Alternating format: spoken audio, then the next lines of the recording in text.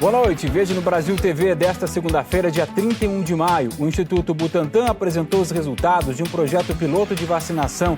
A cidade de Serrana, em São Paulo, controlou a pandemia com a imunização ampla dos moradores.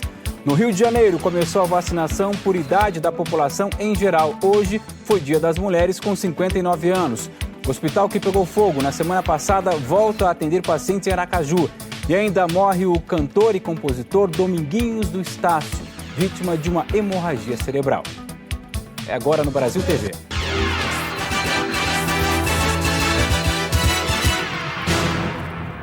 A semana começou com uma notícia que traz muita esperança para todos nós. Os resultados do estudo feito pelo Instituto Butantan na cidade de Serrana, no interior de São Paulo, revelaram que é possível controlar a pandemia da Covid com a vacinação e com a Coronavac.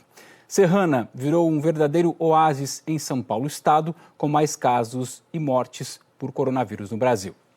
Os resultados do estudo feito em Serrana, no interior do estado, trazem esperança. O Instituto Butantan e a USP de Ribeirão Preto fizeram uma vacinação em massa nos adultos da cidade para entender que percentual da população precisa tomar a vacina para controlar a pandemia. Os pesquisadores dividiram a cidade, que tem pouco mais de 45 mil habitantes, em 25 áreas, que formaram 4 grupos. A vacinação foi em etapas, um grupo por vez, com uma semana de diferença.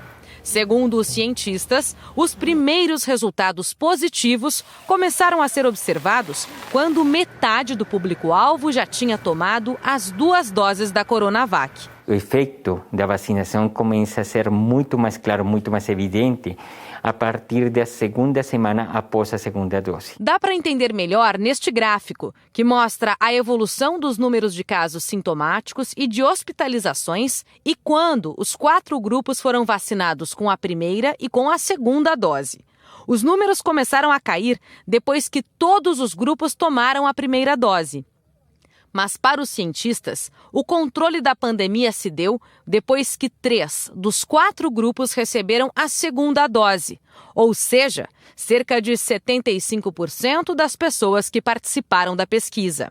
Antes de que o 4º grupo complete o esquema de vacinação, a gente evidencia uma queda importante no número de casos. Quando a gente conseguir reduzir a Covid a esse nível, a gente fala de um controle da pandemia. O estudo indica ainda uma redução de 80% no número de casos sintomáticos de Covid-19 e de 86% nas hospitalizações pela doença. E o melhor, segundo o Instituto Butantan, depois do fim da vacinação, o número de mortes caiu 95% em Serrana. A vacinação na cidade começou no dia 17 de fevereiro e foi encerrada no dia 11 de abril. Entre os 30 mil moradores aptos para serem imunizados, 28.380 se cadastraram. 27.722 receberam a primeira dose da vacina e 27.160 tomaram ambas as doses.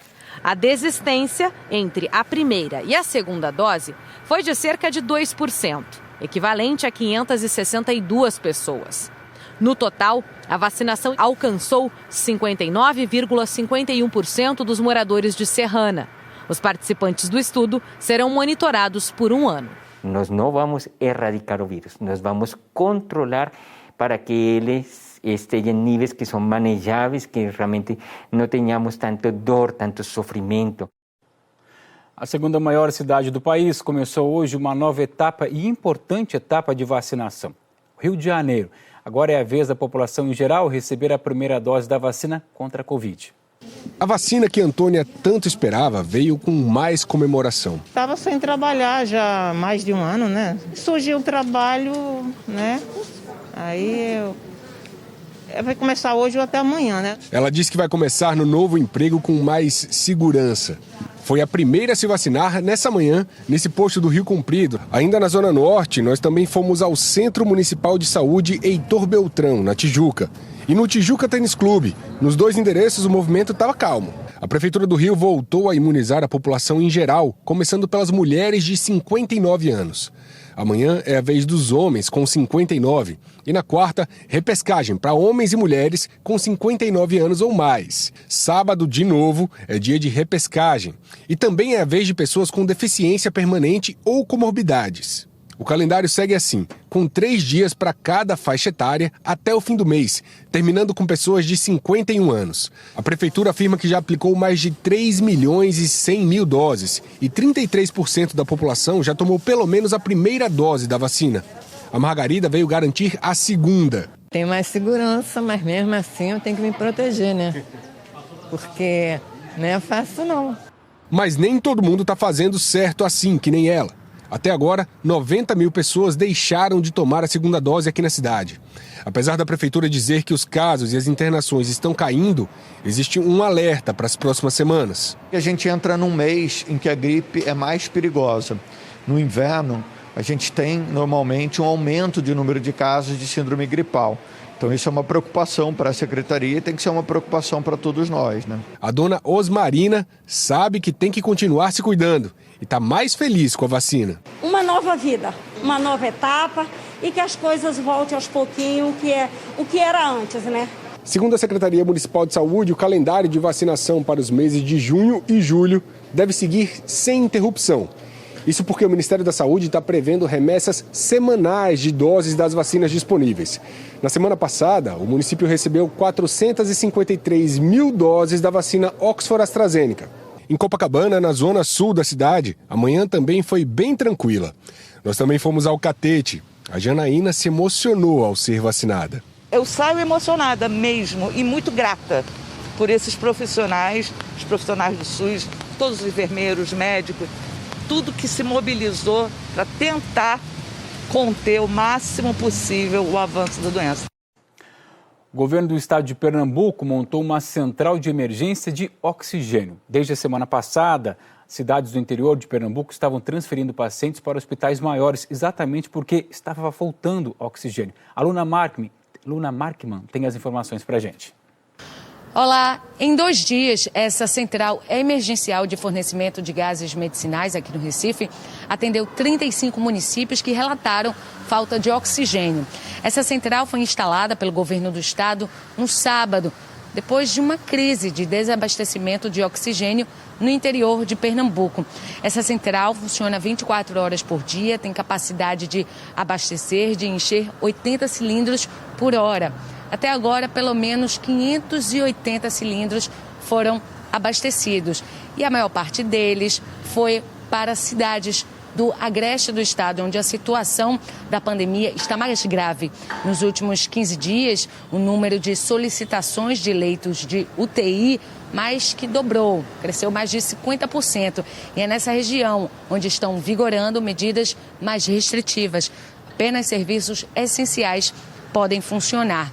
Mas a situação em todo o estado preocupa. A taxa de ocupação dos leitos de UTI é de 98%. Pernambuco já passou dos 480 mil casos confirmados da Covid-19 e se aproxima das 16 mil mortes. As internações por causa da Covid são um alerta para quem acha que a pandemia acabou. Hoje, em Belo Horizonte, mais de 800 pacientes estão em UTIs. O número é quase 3 vezes maior do que o registrado no primeiro pico da doença, em julho do ano passado. Este é o Ricardo, de 34 anos. Uma vida ativa antes da pandemia como gestor comercial, liderando equipes. Nos momentos de folga, encontros animados com amigos e parentes. Este é o Ricardo em março deste ano. Ele teve Covid e precisou ser entubado. Foram várias complicações na UTI, onde ficou 42 dias. E mesmo depois de se curar, as sequelas permaneceram e um trabalho pesado de fisioterapia começou. No CTI como um todo, você vive alguns delírios. Então eu sonhei a todo momento com a morte. Em alguns momentos eu pedi a morte. Inclusive porque eu sonhava que meu corpo estava sendo remexido a todo momento, de fato, e eu sentia muita dor. Só que durante o período que você está entubado no CTI, você tem delírios. Hoje eu falo que eu estou 95% recuperado, não ficou nenhuma sequela, tá? Hoje eu consigo andar normalmente, visto que 3 semanas atrás eu estava na cadeira de roda. Casos como o do Ricardo, de gente que precisou ser hospitalizada por causa da Covid-19, vem aumentando. Aqui em BH, de acordo com a Secretaria de Saúde, o número de pessoas internadas numa UTI hoje é quase 3 vezes maior que no primeiro pico da pandemia, no meio do ano passado. Em julho de 2020, Belo Horizonte contava com 370 leitos de UTI na rede SUS. A ocupação estava em 89%, com 331 pacientes internados. Na época, a prefeitura ainda não contabilizava os leitos disponíveis na rede privada. Em março deste ano, a capital passou dos 96% de ocupação, mesmo com o aumento da oferta de leitos. Eram 746, considerando a rede pública e particular. Mas o número de pacientes internados acompanhou esse crescimento, chegando a 721. Já na última quarta-feira, dia 26, 842 pessoas estavam internadas nas UTIs, uma ocupação de 79,2% dos 1.063 leitos disponíveis. O índice de infecção por dia continua alto, é mais de 1.000 infectados por dia em Belo Horizonte. Esse nível não cai. Então, alguma coisa tem que ser feita. Ou agir nos pontos críticos. Quais seriam? O transporte público. Talvez a máscara no transporte público, naqueles locais de alto risco, tem que ser mudada, começar a cobrar a utilização da N95 no transporte público. O apelo do Sindicato dos Médicos de Minas é para evitar que mais pessoas morram ou tenham sequelas graves por causa da doença, mas é também para dar um alívio para os profissionais da saúde. A doutora Fernanda é intensivista em 3 hospitais. São 60 horas semanais de trabalho num clima de medo. O que nos preocupa muito é que a ocupação do CTI chegue à situação crítica novamente, principalmente agora nessa época da chegada do outono e inverno, que é a estação que começam a chegar muitas viroses. Então, para não parar no hospital por causa da Covid, é preciso que cada pessoa continue se protegendo. Mas tem muita gente que segue desrespeitando as regras de distanciamento. Festas clandestinas e aglomerações foram registradas durante o fim de semana em Belo Horizonte e também na região metropolitana. Na capital, teve aglomeração sexta e sábado na rua Sapucaí, ponto tradicional de bares no bairro Floresta, na região Centro-Sul. As pessoas, a maioria sem máscara, ocupavam a rua depois das 7 da noite, horário em que os bares estavam fechados. A prefeitura informou que agentes da Guarda Municipal, com o apoio da Polícia Militar, estiveram no local e dispersaram a multidão. Em Contagem, a Guarda Civil recebeu uma denúncia anônima e acabou com uma festa clandestina em um clube. Havia cerca de 600 pessoas no local que não tinha alvará de funcionamento e foi interditado. Esse tipo de evento está proibido na cidade. Segundo a Guarda Civil, o dono do clube e 2 homens que promoveram o evento foram autuados. Eles podem pagar uma multa que varia aí entre R$7.000 e R$35.000. Ainda em Contagem, um restaurante foi interditado no bairro Pedra Azul por funcionar depois do horário permitido. E no bairro Chácaras, Novo Horizonte, guardas civis, policiais militares e fiscais da prefeitura flagraram uma festa com 100 pessoas em um bar. O local também foi interditado. Pois é, e também teve flagrante de aglomeração no Distrito Federal. No fim de semana foram registradas muitas festas clandestinas e confusão. Esse vídeo é da Rua 4 de Vicente Pires. Uma festa que já durava 12 horas em uma chácara com todo mundo dançando sem máscara e som alto. Já no Guará 1, mais uma festa que tomou conta de toda a rua na QE10. A vizinha que fez o vídeo disse que a PM não apareceu. Você vê, é tudo dali, ó. Olha lá, a aglomeração lá. Essa aglomeração toda aí foi em uma casa noturna de Águas Lindas, em torno do DF. Mas a região é vizinha a Ceilândia. Uma imagem mais de perto mostra muita gente dançando sem respeitar o distanciamento e o uso da máscara. Repare que funcionários da casa acabam trabalhando próximos a essa situação. Você lembra daquele hospital que fechou uma parte do atendimento por causa do incêndio em Sergipe na semana passada? Pois é, alguns dos procedimentos foram retomados no fim de semana. O local que atendia pacientes Covid continua com essa placa de interditado, mas os atendimentos clínicos, cirúrgicos e ortopédicos foram retomados na unidade Nestor Piva. Ângela veio retirar o gesso e conseguiu atendimento rápido. No instante assim, cheguei e fui atendida imediatamente. Ainda bem, né? Ainda bem que está tudo normal aí. O incêndio que atingiu a unidade de saúde foi na última sexta-feira. O fogo foi na ala exclusiva para pacientes Covid e o hospital foi esvaziado às pressas. A prestação de socorro de pacientes foi a céu aberto até serem transferidos. 4 pessoas morreram.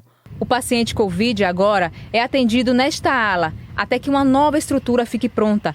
Ainda não existe um prazo para entrega.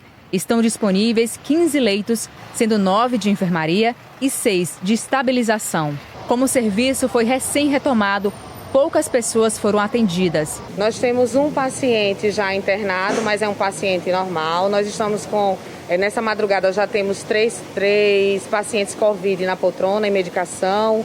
Já temos, graças a Deus ainda não chegou nenhum paciente grave da área Covid, mas a gente já está 100% funcionando, a equipe toda preparada, a escala completa, tanto de médico quanto de enfermeiro, serviço social, serviço de limpeza, higienização, está tudo completo, só aguardando a população e à disposição da população.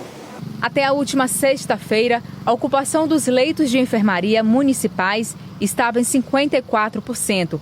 Mas com a redução do número de leitos de Nestor Piva por causa do incêndio, essa taxa agora está superior a 72%. De acordo com a secretária municipal da Saúde, a construção de uma nova estrutura e expansão da UPA da Zona Norte com atendimento para paciente Covid será importante para dar conta de uma demanda que não para de chegar. Vai depender do tipo de estrutura que a gente conseguir encontrar, né? Quantos leitos a gente vai conseguir disponibilizar, quanto tempo a gente vai conseguir disponibilizar, se nós teremos RH suficiente para esse número de leitos.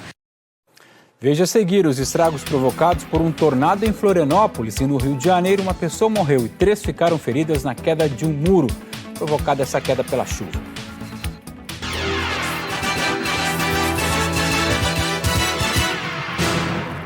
Perto das 11h30 da noite, quando os ventos fortes começaram a soprar em Campos Novos, chegando a 123 km por hora. Para ter uma ideia da força, presta atenção nessa imagem. Um ônibus chegou a sair do lugar. O ônibus era esse aí. Todo o para-brisa foi praticamente arrancado. Ele estava estacionado na oficina da Ana Paula. Chegando aqui em um cenário de guerra, né? Foi muito desesperador ver tudo que a gente tinha construído no chão. Mais de 10 indústrias foram atingidas. O tornado pegou bem na parte alta da cidade, que é cortada por uma rodovia. Nas residências, o estrago também foi grande. A dona Arcelina tem 79 anos. O telhado da casa dela foi arrancado inteiro.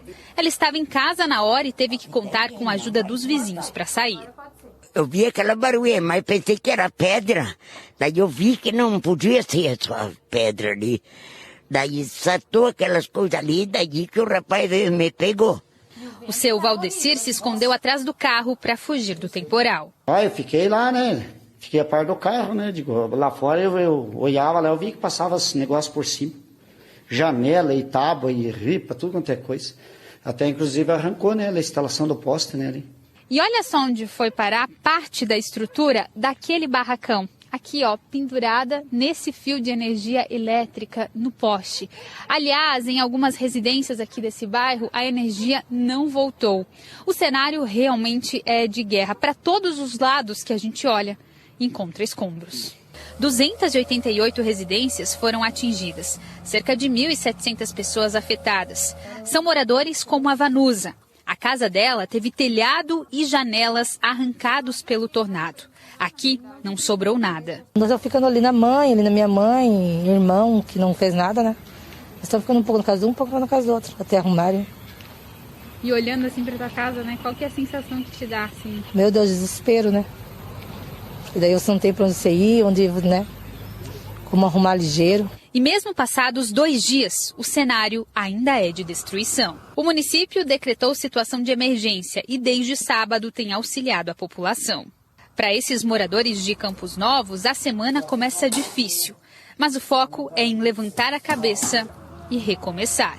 Eu construí porque é algo de anos da minha família já, né? Então a gente vai erguer a cabeça e vai seguir em frente. Na região metropolitana do Rio, em São Gonçalo, a chuva forte deste domingo provocou uma morte. O Diego Aidar tem as informações. Uma pessoa morreu depois que um muro caiu sobre um carro em Tribobó, São Gonçalo, na região metropolitana do Rio. As imagens feitas pelos moradores mostram como ficou o carro depois do impacto. Outras 3 pessoas ficaram feridas, mas sem gravidade. Segundo moradores, esse muro desabou durante a chuva de ontem. Aqui no Rio, na zona oeste da cidade, moradores enfrentaram transtornos durante toda essa segunda-feira. Aqui no bairro da Muzema, essa é a rua principal e durante todo o dia os moradores tiveram que enfrentar alagamentos. A chuva também provocou estragos e transtornos em outras regiões do Rio. Na comunidade de Rio das Pedras, os moradores tiveram que improvisar caixotes para conseguir circular pela comunidade. Dentro de um supermercado também teve água, o que surpreendeu os clientes. Já em Guaratiba, também na zona oeste, choveu até granizo. E em Olaria, na zona norte, o teto de um restaurante veio abaixo, mas por sorte não havia ninguém ali no momento. Diego Aidar para o Brasil TV. Agora um aviso importante para quem precisa acertar as contas com a Receita Federal. É hoje o último dia para o contribuinte declarar o imposto de renda. Está lembrado do prazo? Vai até às 11h59. Muita gente já cumpriu essa obrigação que todo ano se repete. Já fez a declaração do imposto de renda? Já. Fez quando? Olha, foi no comecinho de abril. Bem fácil, não tem muito mistério não. Mas a Gláucia é uma das 330 mil pessoas que ainda precisam enviar a declaração aqui no estado de São Paulo, por um motivo bem comum. Tava faltando o documento, aí eu consegui o documento, tem que fazer hoje, não tem jeito. O Júlio é daqueles que prefere entregar o imposto de renda logo no início do prazo, tanto que já está para receber a restituição. Mas no último minuto apareceu uma dúvida, fazer ou não a declaração da mãe. Eu fiquei com um pouco de receio em relação à parte do auxílio emergencial, que ela chegou a receber uma parcela só do auxílio e depois parou. Quem recebeu o auxílio emergencial só vai precisar declarar o imposto de renda se recebeu rendimentos tributáveis acima de R$ 22.847,76. E aí vai ter que devolver o auxílio recebido. O boleto para o pagamento vai ser gerado pelo próprio programa do imposto de renda, junto com o recibo da declaração. O prazo para não levar uma mordida do leão termina às 23h59 de hoje. E aí é melhor mandar a declaração incompleta e retificar depois. Mas atenção para a dica dessa professora da FGV sobre a declaração retificadora. Quando eu entrego a minha declaração, eu preciso escolher entre 2 modelos, o modelo simplificado e o modelo completo de declaração. Ao fazer a retificação, eu não posso alterar esse modelo. E quem é MEI, microempreendedor individual, tem um trabalho duplo, fazer a declaração de MEI e também a de pessoa física. É importante não confundir. Você tem a declaração de MEI como pessoa jurídica, essa é sempre obrigatória, e o MEI também precisa fazer a declaração de imposto de renda como pessoa física, mas isso se o lucro dele como MEI ultrapassar R$ 28.559,70. Morreu ontem à noite em Niterói, na região metropolitana do Rio, o compositor e intérprete de samba Dominguinhos do Estácio. A voz do único título da Estácio, do primeiro da Viradouro e de 3 desfiles campeãs, que são da Imperatriz Leopoldinense. O sambista estava internado havia 20 dias depois de sofrer uma hemorragia cerebral. Uma voz que nos levava para a passarela do samba. Uma notícia muito triste. Um grande irmão, amigo, que no meado dos anos 70 me recebeu de braços abertos no mundo do samba, nosso irmão Dominguinhos do Estácio. Domingos da Costa Ferreira, o Dominguinhos do Estácio. O apelido vem do bairro onde morou. O sambista começou a carreira na década de 60, na Unidos de São Carlos, hoje Estácio de Sá. Como intérprete, Dominguinhos levantou a taça de campeão do Carnaval Carioca 5 vezes. Maravilha! Foi o melhor presente que Deus podia me dar! Foram 3 títulos pela Imperatriz. Por quê?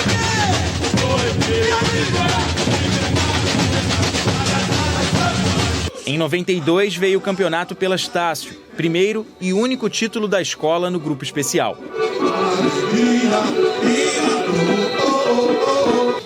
Depois, campeão de novo pela Viradouro.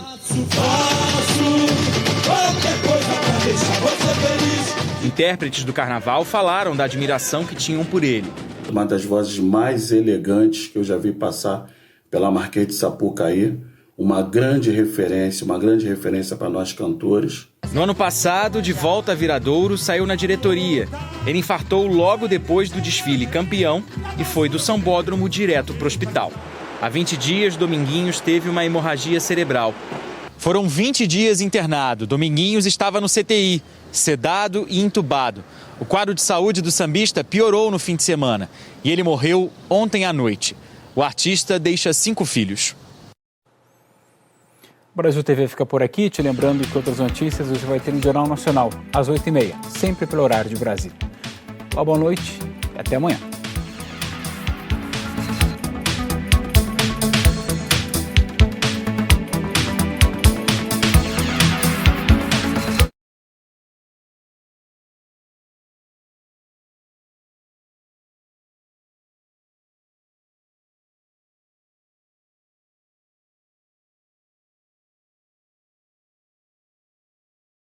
Assista agora a sua novela das 7.